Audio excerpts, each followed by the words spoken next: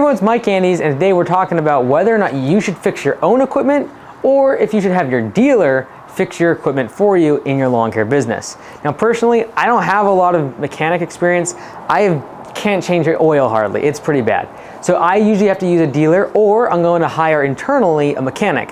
So there's pros and cons to both. Obviously, when you come to a dealer, you're usually gonna be paying $80 to $150 per hour from the work on your small mowers, your equipment in terms of your weed whackers and trimmers and blowers and all the rest of it.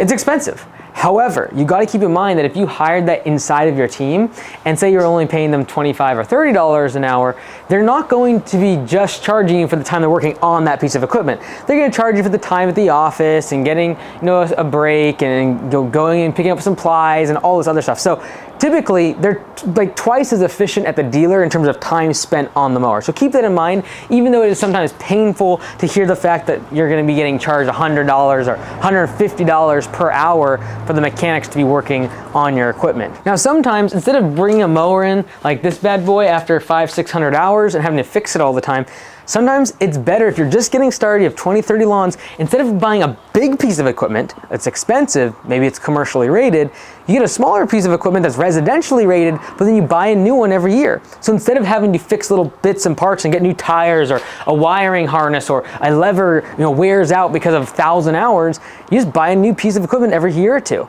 So it's not necessarily the right way to do it, but it's definitely something if you're not mechanically inclined and you don't want to be fixing things, maybe get smaller equipment that's maybe residentially based, but then you cycle through it more often and just buy new equipment more often than you would a big, large, much more expensive, maybe 2 or 3 times the price in terms of the equipment that you're buying. If you have questions about what dealer you should be picking, click this video right here where I talk about how to choose the best dealer in your market to ensure as you grow, they grow with you.